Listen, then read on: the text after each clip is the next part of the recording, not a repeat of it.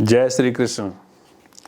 मित्रों, अपने जीवन में पूजा पाठ व्रत ध्यान जप आदि इन सब का बड़ा महत्व है, लेकिन क्या कोई ऐसा भी उपाय है जिसमें हम लोग जप ध्यान बड़े बड़े तपस्याएं इनके सिवाय भी भगवत प्राप्ति बहुत ही सहज और आराम से हो सके?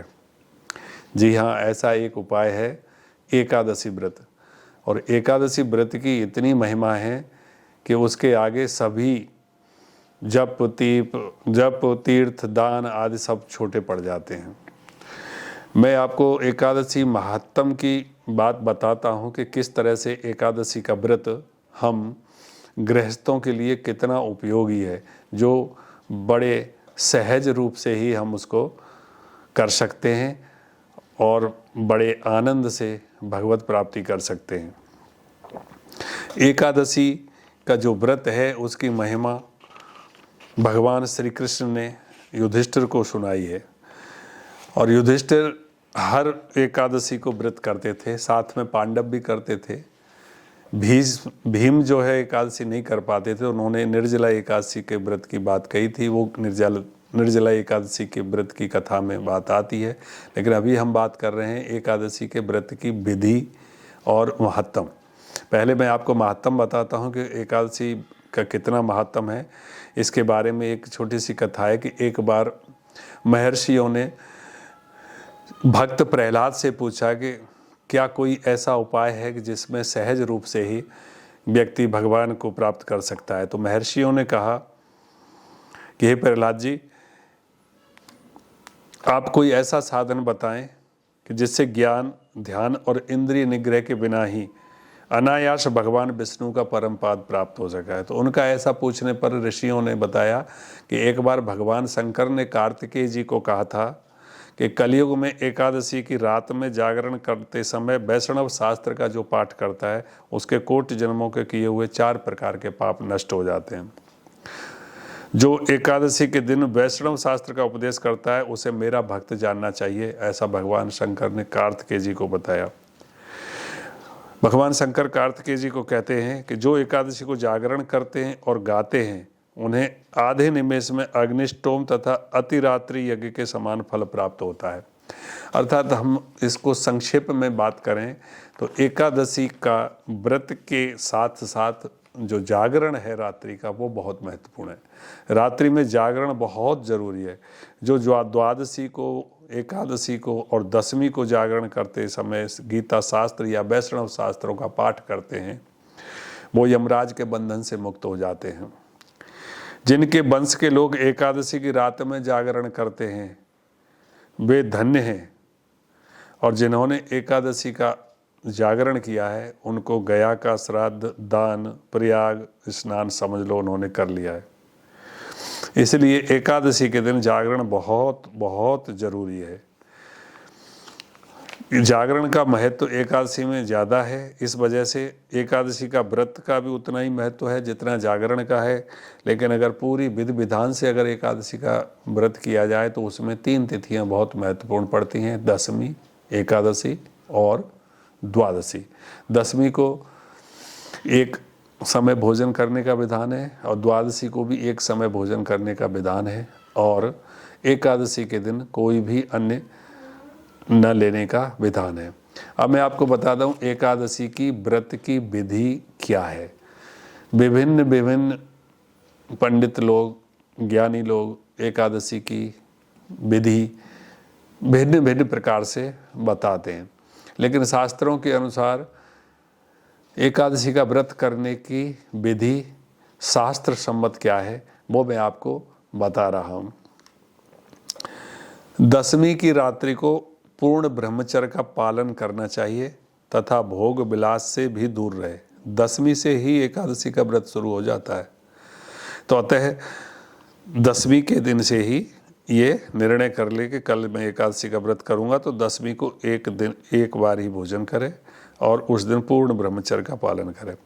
जब सुबह हो प्रातः एकादशी को दातुन नहीं करे, पेस्ट नहीं करे, अपने मुंह को अपनी उंगली डाल करके 12 बार कुल्ला करके शुद्ध कर ले, या जामुन या आम के पत्ते को चबा करके मुंह की शुद्धि कर ले। लेकिन वो पत्ता तोड़े नहीं उस दिन, क्योंकि एकादशी के दिन पत्ता तोड़ने का भी मना है। फिर नहा धो करके मंदिर में जा करके गीता का पाठ करना चाहिए। अगर गीता का पाठ नहीं कर सकते हैं तो ब्राह्मण से पाठ करवा लेना चाहिए।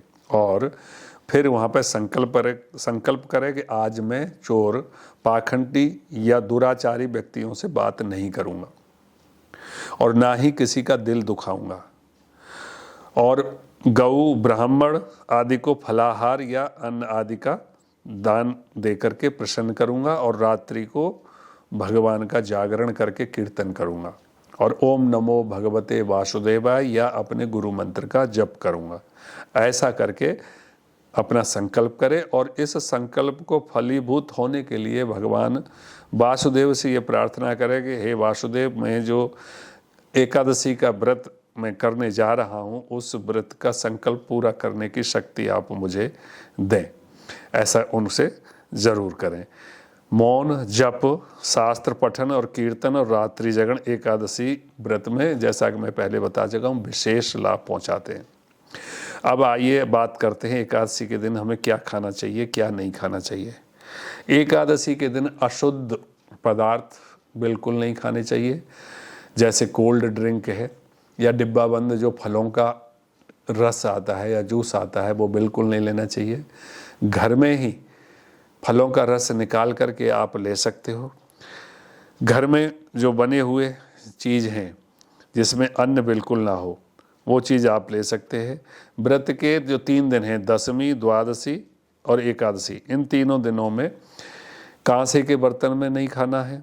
मांस, प्याज, लहसुन, मसूर, उड़द, चने और चावल, शाक, शहद, तेल और ज़्यादा पानी नहीं पीना चाहिए। इनका सेवन बहुत कम करें। व्रत के जो पहले दिन है, दशमी का दिन, और दूसरा दिन जो द्वादशी का दिन, उस दिन हविष्यान्न, जिसमें जौ, गेहूँ, मूंग, सेंधा नमक, काली मिर्च, शर्करा और गाय का घी, इनका एक बार भोजन करें।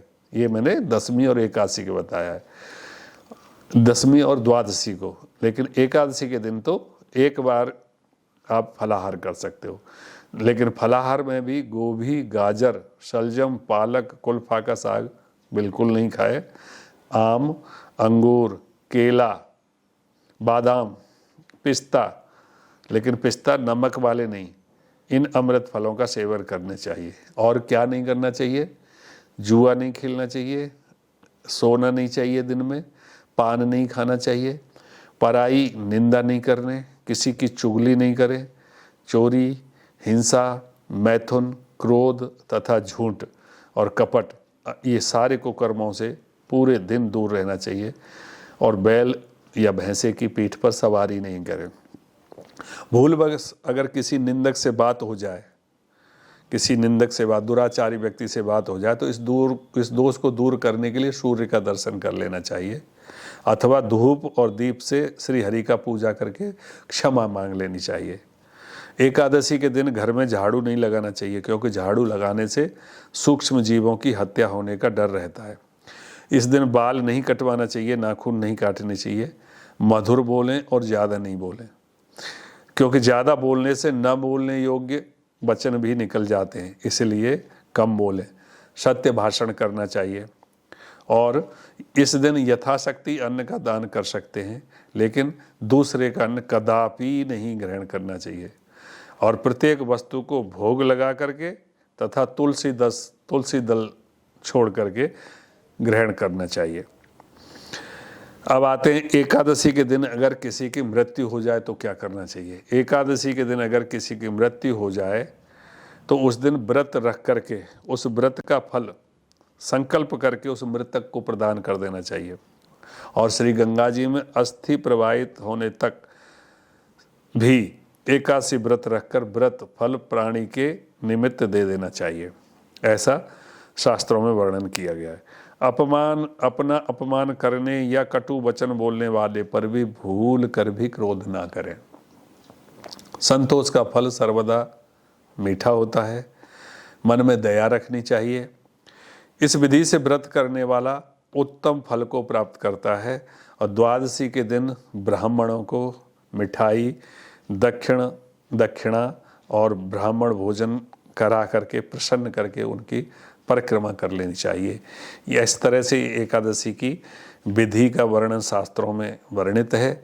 आप इस विधि से करेंगे तो अवश्य ही एकादशी के व्रत से ही समस्त फलों को प्राप्त कर लेता है। आइए अब बात करते हैं कि एकादशी का व्रत खोलना किस तरह से चाहिए। विभिन्न आचार अलग अलग तरीक़ों से एकादशी का व्रत खोलने की प्रक्रिया बताते हैं, लेकिन हमारे अनुसार और जो शास्त्र में लिखा है उसके हिसाब से एकादशी के व्रत खोलने का विधि है कि आप द्वादशी के दिन जो समय पारणा का हो, जिसमें द्वादशी का जो निर्णय करके पंचांग से देख लें, उसके हिसाब से पूरी सेवा पूजा करके भगवान को बैठ करके 7 भुने हुए चने लें और उनके 7 टुकड़े कर लें। 7 चनों के जब 2-2 टुकड़े हो जाएंगे तो वो 14 टुकड़े हो जाएंगे और उन 14 टुकड़ों में से 7 टुकड़े लेकर के दोनों हाथों से ऐसे लेकर के और उनके अपने पीछे इस तरह से फेंक दें और फेंकते हुए ये भावना करें कि मेरे 7 जन्मों के शारीरिक, वाचिक और मानसिक पाप नष्ट हो गए हैं। यह भावना करके 7 अंजलि जल, अंजलि में लेकर के 7 अंजलि जल पहले पिए और जो बचे हुए 7 टुकड़े जो चने के थे वो खा लें। इस प्रकार के व्रत खोलना चाहिए। इस प्रकार से एकादशी का व्रत पूर्ण होता है और यह विधि प्रत्येक एकादशी में करनी चाहिए। और विशेष एकादशी के जो अलग अलग नियम हैं वो एकादशी के दिन ही बता दिए जाते हैं को उसमें थोड़ा किस भगवान की और किस फूलों से और कौन से भोग के साथ में भगवान का पूजन करना चाहिए वो अलग विधान है। जय श्री कृष्ण। आशा है कि आपको यह बहुत अच्छा लगा होगा। आप मेरे वीडियो चैनल को सब्सक्राइब अवश्य कर लें जिससे आपको अन्य जानकारी मिलती रहे। भगवान आपको सभी फल प्राप्त कराते रहे, आपको आशीर्वाद दे। जय श्री कृष्ण।